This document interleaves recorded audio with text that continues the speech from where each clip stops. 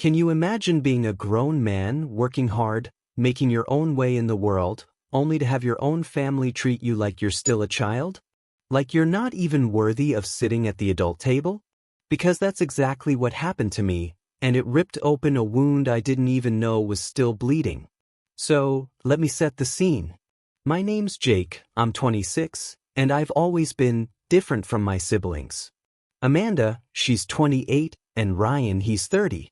They're what my parents would call the perfect children. College, stable jobs, the whole white picket fence dream. I took the scenic route. I worked odd jobs, traveled, found my passion in freelance graphic design. And honestly, I'm happy. I make good money, I live comfortably, I'm building a life I love. But for my parents, it's never quite been enough. They don't come out and say it, not directly, but it's in every dismissive glance, every backhanded compliment. I'm the immature one, the one who hasn't figured things out yet. Every family gathering, every holiday, it's the same old song and dance. Jake, when are you going to get a real job like Ryan? Or, Jake, you need to start thinking about your future. As if I'm still a lost teenager, not a capable, independent adult. So, when my parents invited me to their latest big family dinner, I knew what I was walking into. These weren't just casual get-togethers. My mom loved these over-the-top, fancy affairs where everyone dressed like they were meeting royalty. And, of course, they were always an opportunity to parade Ryan and Amanda's latest achievements. Still I went, because, despite everything, they're my family, right? I keep hoping, maybe this time, it'll be different. Spoiler alert, it never is. I showed up right on time, dressed well, wouldn't want to give them another reason to criticize me. And instantly I felt it. That familiar feeling of being an outsider. The house was buzzing, a symphony of polite laughter and clinking glasses, the rich smell of expensive food already filling the air. I saw Ryan and Amanda, already positioned near my parents, soaking up the admiration of our aunts and uncles. The moment I stepped in, my mom's eyes found me, scanning me up and down. "Jake," she said, plastering on that practice smile. "So glad you could make it." I forced a grin back. "Yeah, wouldn't miss it." My dad clapped me on the back. "Hope you're hungry, we went all out." I nodded, made a little small talk, but something was off. There was an undercurrent in the air, a weird energy I couldn't place.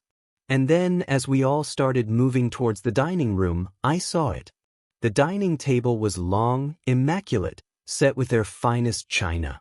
10 seats, all perfectly arranged for my parents, Ryan, Amanda, their spouses, and a few select relatives. But then off to the side, in a completely separate area, was a smaller table. A literal kid's table. I blinked. Surely this was some kind of joke, right? But no. This small table was set with mismatched chairs, visibly lower than the main one. And at it, my younger cousins, all under the age of 12. My stomach churned. I looked at my mom, confused. "Where am I sitting?" I asked, a knot tightening in my chest, even though I already knew the answer. I prayed I was wrong. She gave me that same forced smile. "Oh, you'll be over there with the kids." I actually laughed, a short, disbelieving sound, waiting for her to say she was kidding. She didn't. "You're serious?" I asked, my voice flat. Her smile barely wavered. "Jake, don't make this a thing.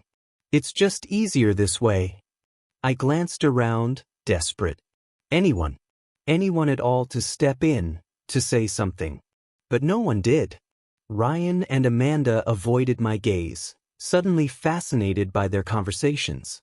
My dad was already pouring himself a drink, oblivious, as if nothing out of the ordinary was happening. "Easier how?" I managed to ask, keeping my voice calm, but the tremor in it was undeniable. Mom sighed as if I was the one making her life difficult. "Jake, it's just that the main table is for the adults, you know? Married couples, people with responsibilities." "Right?" I said, slowly, feeling my jaw tighten. And I don't count as an adult because? Sweetheart, don't be difficult, she whispered, dropping her voice, making it sound like I was embarrassing her. Ryan and Amanda have spouses, careers, homes. They're at a different stage in life. And what? I'm some teenager who doesn't belong. Of course not, she said, but she wouldn't meet my eyes. It's just more fitting this way. My stomach twisted into knots. This wasn't just about a seat. This was about them putting me in my place. It was them telling me, without saying the actual words, that I wasn't their equal. That I wasn't worthy of sitting with the real adults. And in that moment, it hit me, they didn't see me as part of their world. No matter what I did, no matter how successful I became on my own terms, in their eyes, I'd always be the kid who hadn't figured it out yet. I could be making 6 figures, own a mansion, be happily married, and none of it would matter. Because in their minds, I wasn't good enough. My face was burning, but I refused to let them see me angry. I wasn't going to argue. I wasn't going to give them the satisfaction of making me look childish. So, I did the only thing I could think of. I smiled. A small, polite, utterly empty smile. You know what? I said, my voice light even. I think I'm going to head out. Mom blinked. Jake, don't be ridiculous. Sit down. I shook my head, already backing away. No, it's fine. You guys enjoy your dinner. Jake. Dad finally looked up. Stop being dramatic. Dramatic? I let out a short, hollow laugh. I'm just following the seating chart, Dad. Guess I'll go sit somewhere else. And with that, I turned and walked out. I didn't slam the door. I didn't yell. I just left. At first, I thought they'd just let me go. Shake their heads, call me immature behind my back. But as I got into my car, my phone started buzzing. Then buzzing again. And again. Calls, texts. My mom. My dad. Even Ryan and Amanda. I didn't answer. Not yet. Because whatever they had to say, I knew one thing for sure. They didn't expect me to actually leave. And judging by how desperately they were calling, they realized they'd made a mistake. But it was too late. And I had a feeling this was only the beginning. I sat in my car for a moment, just watching my phone light up. My mom, my dad, even Amanda, who usually stayed out of things, all suddenly desperate to talk to me. I wasn't going to answer. Not yet. I took a deep breath, put my phone on silent, and drove off. I didn't even know where I was going. I just needed to get away, to clear my head. As I pulled onto the highway, my mind kept replaying the scene at the dinner table. My mom's forced smile, like she was doing me a favor. Ryan and Amanda, keeping their mouths shut. My dad dismissing me as dramatic, like I was some moody teenager instead of a grown man. The worst part? None of them thought they were wrong. They weren't panicking because they felt bad. They were panicking because I had actually left. Because I hadn't played along this time. I kept driving until I found a quiet diner on the edge of town. One of those old-school places with neon lights and sticky booths. I parked, went inside, and ordered a coffee just to have something to do with my hands. I needed to think. I wasn't just angry, I was tired. Tired of always being the one expected to tolerate things. Tired of being the only one who had to be the bigger person. Tired of playing along with a family that only saw me as a lesser version of my siblings. But what was I supposed to do now? A notification popped up on my phone. Another message. This one from Ryan. Dude, just come back. It's not that serious. Not that serious? I scoffed, shaking my head. This wasn't about a seat at a table. It was about the fact that they saw me as less, and the fact that they expected me to just accept it. I was about to turn my phone off completely when another message popped up. Jake, answer your phone. We need to talk. Then another. Come back now. You're embarrassing us. There was the real issue. It wasn't about me. It was about how it looked to everyone else. I took a sip of my coffee, considering my options. I could ignore them. I could go back and pretend nothing happened. Or I could do something they wouldn't expect. I had a feeling this wasn't over. And if they thought I was just going to roll over and let this go, they were in for a surprise. I sat there for a while, stirring my coffee, watching the steam rise. I could practically hear my mom's voice in my head, that sharp, exasperated tone she used when she thought I was being difficult. Jake, stop overreacting. Just come back and stop making a scene. I used to fall for that. I used to think maybe I was the problem, that I was being dramatic. But this time? I wasn't going to let them guilt trip me into backing down. I took a deep breath and finally unlocked my phone. Even more messages now. Mom, we're all waiting for you to come back. It's time to be an adult and stop sulking. Dad, enough of this nonsense. You're ruining the evening. Amanda, Jake, please just come back, this is getting awkward. And then, the one that truly enraged me, Mom, we saved you some food, but if you take much longer, we'll have to throw it out. That was it. That was the best they could do. They weren't sorry. They weren't even pretending to be. They just wanted me to stop embarrassing them. I clenched my jaw, my fingers tightening around my phone. If they thought I was overreacting, maybe it was time to show them what actual consequences looked like. So, I made a decision. I paid for my coffee, got back in my car, and drove home. Not to their house. To mine. I wasn't going back to that dinner. I wasn't going to let them sweep this under the rug. And I definitely wasn't going to let them treat me like an afterthought ever again. When I got home, I put my phone on Do Not Disturb and turned it face down. Then I grabbed a drink from the fridge, sat on my couch, and turned on the game. As the night dragged on, I kept thinking about the dinner. My mom's face when she told me I wasn't mature enough. My dad rolling his eyes, dismissing my feelings. Ryan and Amanda just sitting there, silent. As if it was completely normal to treat me like that. I wondered how much longer they'd keep up the act. How much longer they'd pretend that everything was fine, and that I was the one causing the problem. But the more I thought about it, the clearer it became. I wasn't the one causing problems. I was the one standing up to the problem. The phone buzzed again, this time from Amanda. I could almost hear her voice in my head as I unlocked it. Jake, seriously, I get that you're mad, but you're blowing this out of proportion. Just come back, we'll talk about it. I laughed bitterly. Blowing it out of proportion? I had spent my entire life letting things slide, biting my tongue while my family made me feel small. And now that I'd finally stood up for myself, they wanted me to just sweep it under the rug, like always. I left her message on read. I didn't want to be the angry, dramatic one anymore. I didn't want to be the problem just because I wasn't okay with being treated like a child. But I was angry, and I wasn't going to apologize for it.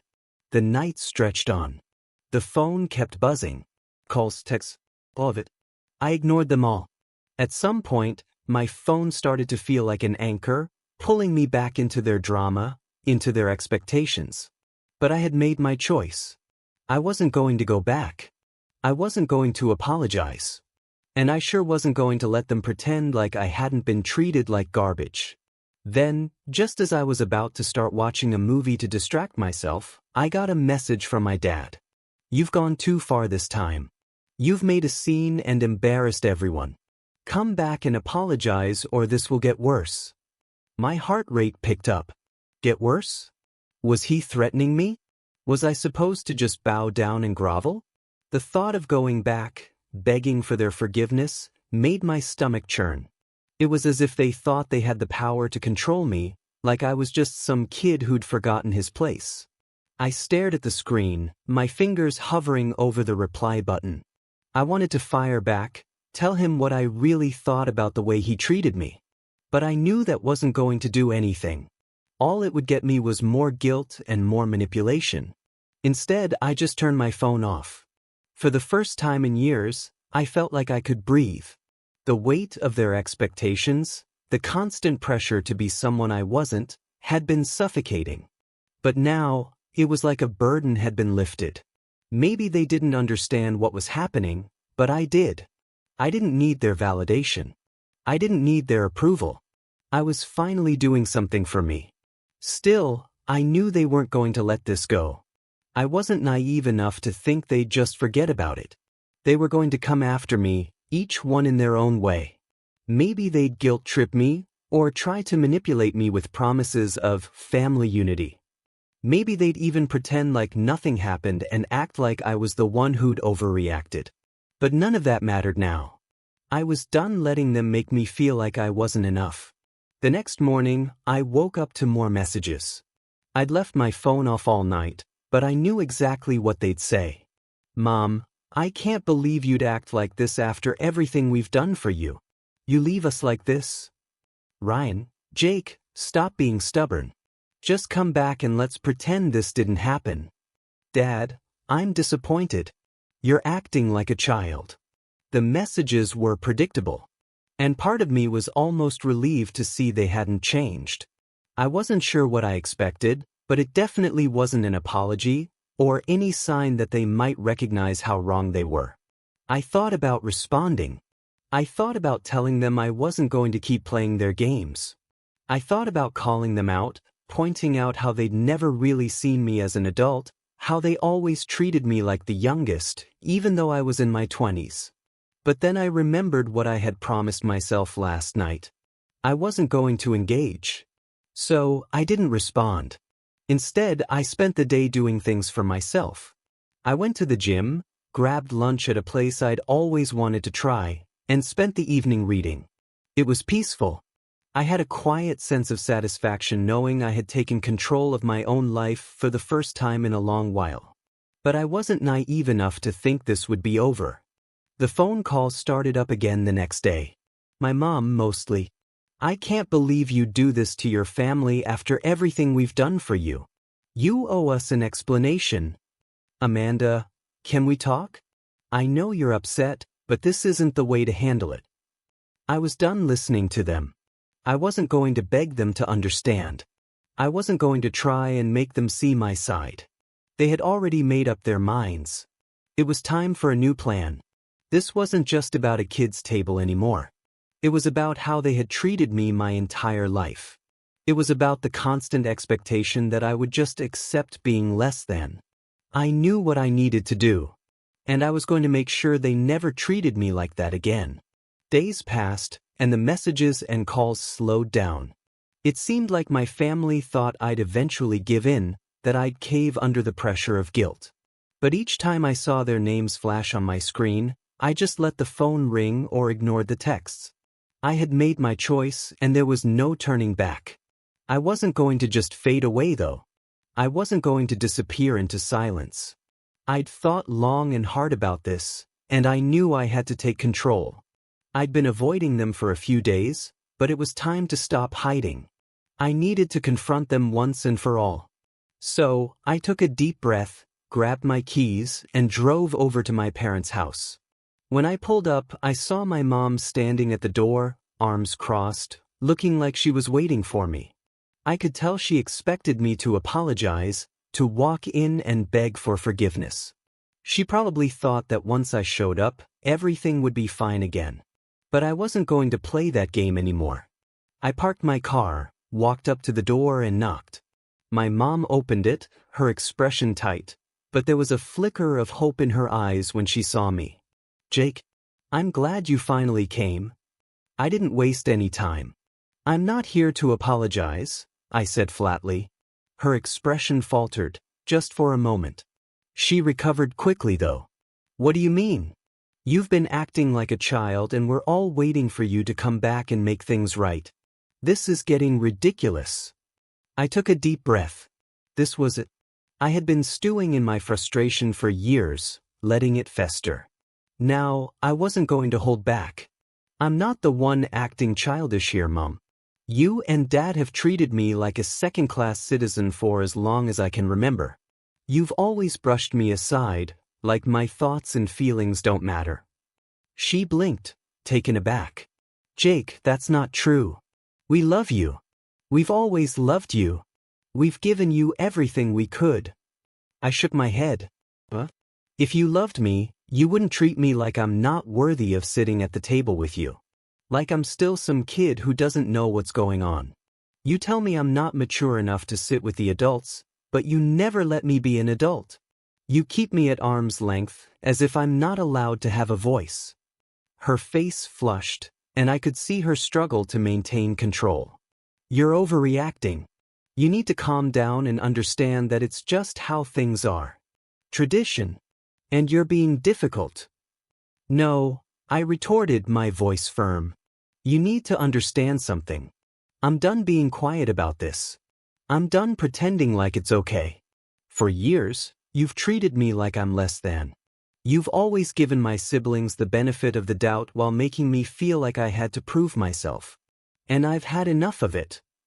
I could hear my heart beating louder, but I didn't let myself flinch. This was the moment. I'm not a kid anymore, and I'm not going to sit at the kids' table just because it's easier for you. I'm an adult, and the way you've treated me, the way you continue to treat me, is wrong. My mom was quiet for a moment, and I could see the realization settling in her eyes. I wasn't going to back down this time. I wasn't going to apologize for standing up for myself. Finally, she spoke, her voice low. I don't know where all of this is coming from, Jake. We've done everything we could to raise you right. Why can't you just appreciate it? I do appreciate the good things, Mom. But what I don't appreciate is being dismissed over and over again. I don't appreciate being made to feel like I'm less than everyone else in this family. And I'm done. I'm done playing along with this charade. I took a step back, but I wasn't finished. I couldn't walk away without saying everything that had been festering inside me for so long. You've made me feel invisible for years. You've made me feel like nothing I did was ever good enough. I've been ignored and undermined, and all for what? So you can keep up your perfect little family image while I'm stuck in the background. There was no going back now. I had laid it all out there. I turned and started walking toward the driveway, not looking back. But my mom's voice stopped me. Jake, don't just walk away from this. Don't make this worse. I stopped, my back to her. You've made it worse, Mom. I'm done with the guilt trips, the manipulation. This isn't about a dinner or a seat at a table. It's about the way you've made me feel every day of my life. I took a few more steps, the weight of her words trailing behind me. I was leaving, but I was also standing my ground. I wasn't going to be their punching bag anymore. As I opened the car door, I heard my dad's voice from the house. Jake, if you walk out that door, don't come back. Don't ever come back. I didn't hesitate. I slammed the door, cranked the engine, and drove away. The roar of the engine felt almost like an exhale I had been holding for years. And with each passing mile, it felt like I was shedding more of the weight I had carried all my life. But the thing was, it wasn't over. I knew it wasn't over. My family hadn't just let me go quietly like I thought they might. They were angry, and I was expecting that. But what came next wasn't just anger. It was something colder, something deeper. It had been a few days since that confrontation, and as expected, my phone had been blowing up nonstop. At first, I ignored every call, every text. I didn't want to fall back into that trap. But then, I got a voicemail from my dad. A voicemail where he was practically begging me to come home and talk things through. Jake, this is your father. Look, I know things got heated, but you're not thinking clearly. You need to come back, sit down with your mother and I. This isn't how families work. Don't let this drive a wedge between us. I know you're angry, but don't make things worse. It was the same old line, don't make things worse. The problem was they had already made it worse. Every time they pushed me aside, every time they treated me like an afterthought, every time they minimized my feelings, they made it worse. And yet here they were, acting like I was the one who was unreasonable. I deleted the voicemail and blocked their numbers. It felt like I was cutting the last thread that had tied me to that toxic relationship. But the next day, my sister Rachel called. She was more level-headed, And I knew she was calling because she wanted to smooth things over. She didn't want to see the family torn apart. Jake, please just talk to Mom and Dad. They're devastated. They don't know what went wrong, Rachel pleaded. Devastated? I scoffed. I'm the one who's been devastated for years. Have you ever listened to me, Rachel? Have you ever wondered why I'm the one who's always left out, always treated like I don't matter? There was a pause on the other end of the line. I know you feel that way, but it's not true. They love you. They just don't know how to express it. I don't need their love if it's conditional. I snapped. If they really loved me, they would have respected me a long time ago. I'm done being the punching bag. I'm done. Rachel was quiet for a long time, and I could tell she was trying to process everything. Jake, this isn't about the dinner or the seat at the table. This is about something deeper, something you need to work through with them. Don't let this destroy us, please. I sighed, rubbing my temples. It's not just about the dinner, Rach. It's everything. It's the years of being treated like I'm invisible. I can't keep pretending everything's fine just to keep the peace. Just think about it, okay? She said before hanging up.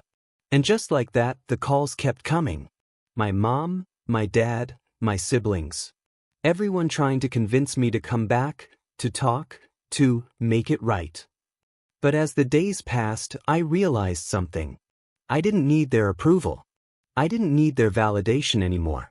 It wasn't just about standing up to them. It was about finally giving myself permission to live the life I wanted without constantly trying to meet their impossible standards. And that's when it hit me. Maybe it wasn't just them who needed to change. Maybe it was me who needed to change. I didn't need to be the person they wanted me to be. I didn't need to sit at their table under their rules, their expectations. I could build my own table with people who understood me, who respected me for who I was, not who they wanted me to be. I was done with their manipulation. I was done with being the family's afterthought. So now, I'm left with a choice. Do I continue down this path of self-respect and independence, even if it means severing ties with my family for good? Or do I go back, try to mend things, and keep pretending like nothing ever happened? It's a crossroads I never thought I'd be at. But for the first time, I feel like the decision is truly mine.